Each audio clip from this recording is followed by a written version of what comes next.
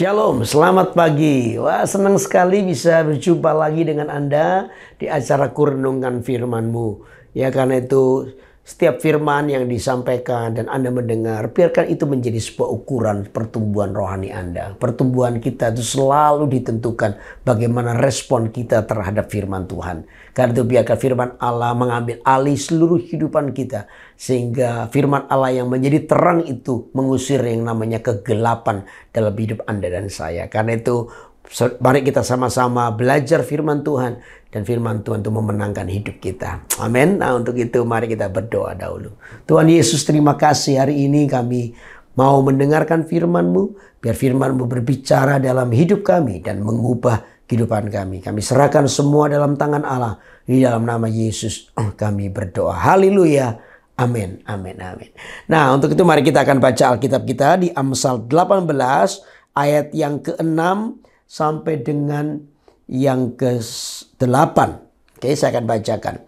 Bibir orang bebal menimbulkan perbantahan dan mulutnya berseru meminta pukulan. Orang bebal dibinasakan oleh mulutnya, bibirnya adalah jerat bagi nyawanya. Perkataan pefitnah seperti sedap-sedapan yang masuk ke lubuk hati. Nah, saudara, penting untuk memperhatikan satu karakter ya yang kita nih belajar. Karakter ini ada pada bangsa Israel. Bangsa Israel itu dikenal dengan bangsa yang tegar tengkuk. Susah diberitahu.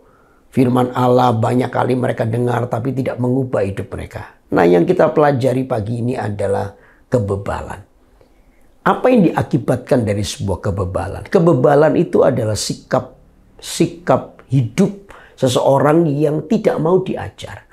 Yang berjalan di depan seorang yang bebal itu adalah keinginan dagingnya. Sehingga dia mengedepankan dosa, mengedepankan dirinya sendiri, keinginannya sendiri. Bahkan kehendak Tuhan pun ditaruh di tempat yang paling bawah.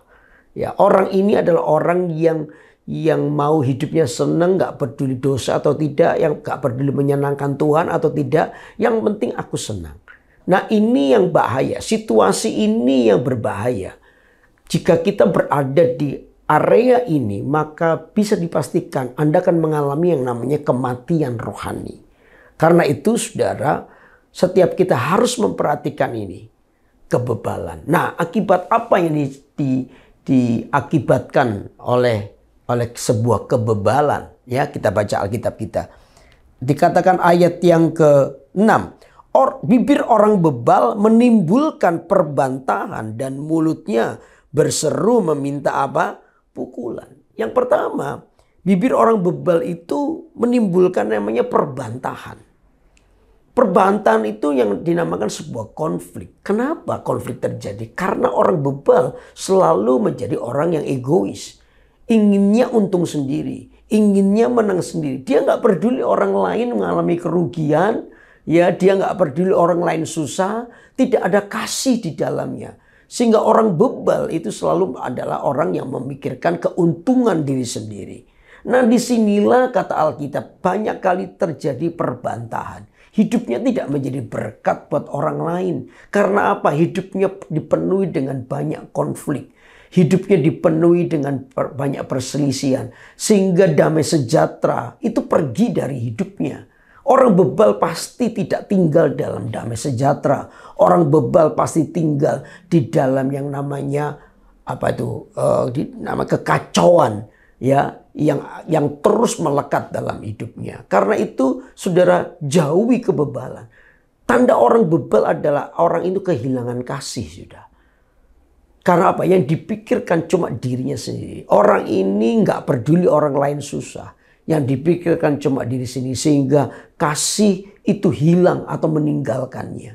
Ya, yang dia pikirkan untuk dirinya. Nah, situasi kebebalan itu yang membuat iblis lebih masuk lagi sehingga Anda menjadi orang yang egois. Sehingga dari sinilah Anda akan susah untuk mengerti kehendak Tuhan. Anda akan menjadi orang yang paling mudah kecewa dengan Tuhan. Orang bebal bisa berdoa, bisa memohon sesuatu, tapi orang bebal selalu menginginkan doanya harus dijawab oleh Tuhan. Kalau tidak dijawab, orang ini pasti kecewa. Orang ini pasti meninggalkan Tuhan. orang ini pasti sudah nggak percaya sama Tuhan lagi, nggak berdoa lagi. Nah, sikap seperti ini membuat kita ini rugi sendiri. Karena itu saudara, jauhi sikap yang bebal. Kebebalan itu membuat Anda turun ke bawah, tidak naik. Lalu yang kedua apa dikatakan? Orang bebal dibinasakan oleh mulutnya. Bibirnya adalah jerat bagi nyawanya. Karena tadi orang bebal itu egois. Sehingga kasih itu tidak ada dalam mulutnya. Mulutnya ini penuh dengan jerat. Jerat itu apa? Menjatuhkan orang lain. Menipu orang lain. Membuat orang lain susah. Jadi Anda bisa bayangkan betapa jahatnya sebuah kebebalan yang ada di hati seseorang.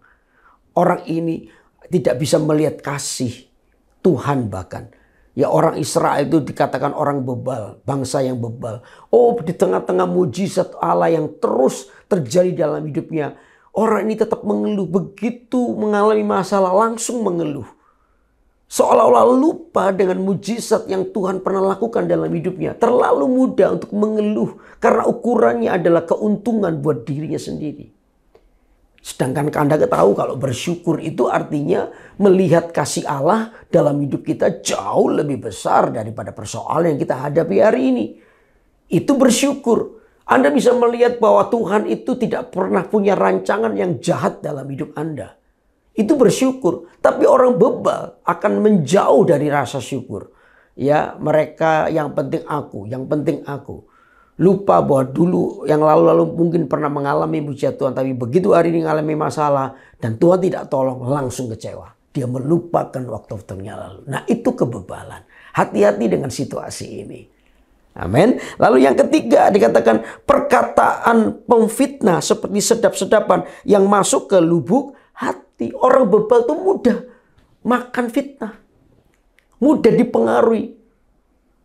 Sumbunya ini pendek. Gampang emosi, gampang menerima apa itu cerita-cerita yang belum tentu benar. Karena apa? Karena dia memikirkan dirinya sendiri. Begitu tahu ada orang merugikan dia, langsung marah, langsung pengen balas.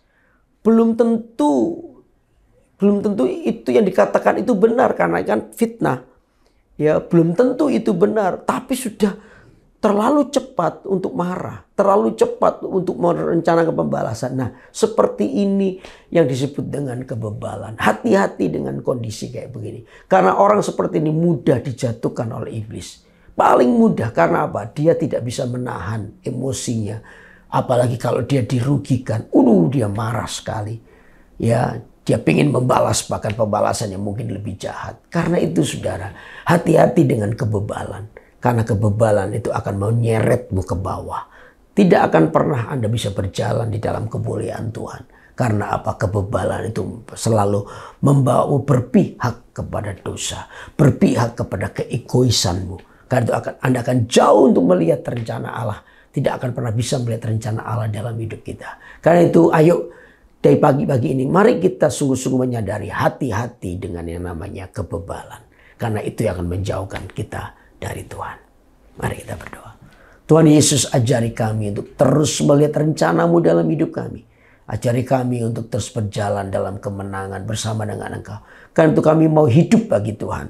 Kami mau hidup dalam rencana Allah. Kami mau hidup dalam ketaatan. Maka dari situlah kami boleh melihat penyertaan-Mu. Terima kasih Tuhan, kami serahkan seluruh kehidupan kami dalam tangan Allah pagi ini. Dalam nama Yesus kami sudah berdoa. Haleluya.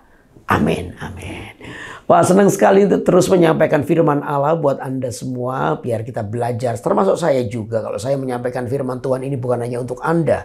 Tapi orang pertama yang bertobat, orang pertama yang belajar itu adalah saya. Kan itu mari kita sama-sama belajar dan kita sama-sama bertumbuh di dalam Tuhan. Kan terus ikuti acara Kurenungan Firman-Mu tiap hari Senin pukul 6 pagi waktu Indonesia bagian Barat atau pukul 7 pagi waktu Indonesia bagian Tengah di YouTube GMS Kalimantan. Saudara yang belum subscribe, silakan subscribe supaya Anda terus terupdate di acara-acara rohani yang pastinya akan memberkati hidup Anda. Kalian tetap semangat menghadapi hidup Anda dan percayalah Tuhan menyertai kita sampai selama-lamanya. Amin. Tuhan berkati.